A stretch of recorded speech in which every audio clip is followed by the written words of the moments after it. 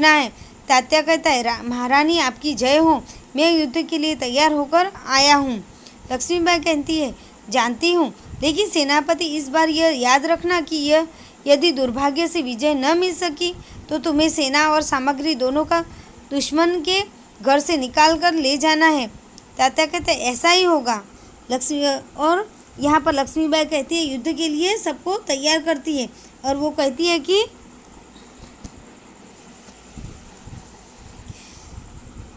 लक्ष्मीबाई कहती है कि रानी सेनापति तात्या को युद्ध के लिए तैयार होने का आदेश देती है। वह कहती है कि जाओ, तलवार संभालो, नीपुरों की झनकार के स्थान पर तोपों का गर्जन होने दो। और उसके बाद तात्या कहता है कि लक्ष्मीबाई कहती है, जानती हूँ, लेकिन सेनापति इस बार ये याद रखना कि यदि दुर्भाग्य से विजय न मिल सकी तो तुम्हें सेना और सामग्री दोनों के दुश्मन के घेरे से निकाल कर ले जाना है। तात्या कहता है, ऐसा ही होगा। लक्ष्मीबाई कहती है, तात्या, मेरा मन कहता है कि यह मेरे जीवन का अंतिम युद्ध है। जीत हो या हार, मुझे किसी बात की चिंता नहीं। चिंता केवल इस बात की है, हमारी वीरता कलंकित न हो पाए। तात्या कहता है, भाई साहब, वीरता आपको पाकर धन्य है। आपके रहते कलंक हमारी छाया को भी नहीं छू सकेगा। आज्ञा कीजिए। प्रणाम करता है। फिर लक्ष्मीबाई कहती है, प्रणाम तात्या, मैं सीधी युद्ध भूमि में जा रही हूँ, देर न लगाना। तात्या चला जाता है।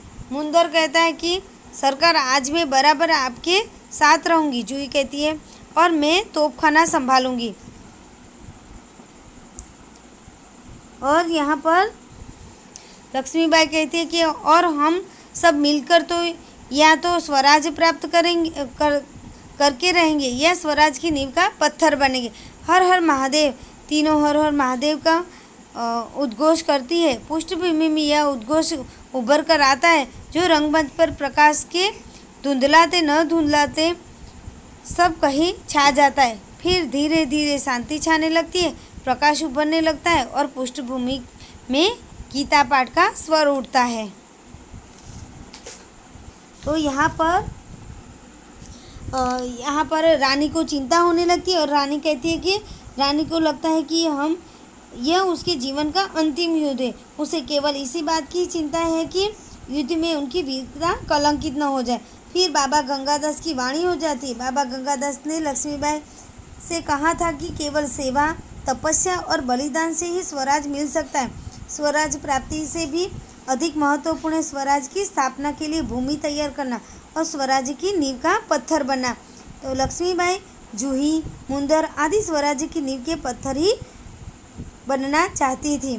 तो यहाँ पर हमें पूरे स्वराज की नींव जो एकांकी है विष्णु प्रभाकर की, तो यहाँ पर हमें झांसी की रानी लक्ष्मीबाई हमारे देश के इतिहास का एक अमर पात्र है। उनका नाम आते ही हमें श्रद्धा से नतमस्तक हो जाते हैं। और यहाँ पर प्रस्तुत एकांकी में हमें समझा है कि लक्ष्मीबाई के साथ उनकी अन्य वीरांगनाओं के चरित्र की भी हमें झलक दिखाई दी। और लेखक का उद्देश्य स्वराज की नींव रखने में स्त्रियों की भूमिका को दिखाना था। सचमुच इस एकांकी के पात्र से हमें स्वराज की नींव के पत्थर जो 3 लक्ष्मीबाई, जूही और मुंदर थे, उनके वो यथार्थ करके हमें दिखा है। भारतवासियों में स्वराज के प्रति चेतना जगाने में उनके योगदान को हम भूल नहीं सकते। Thank you.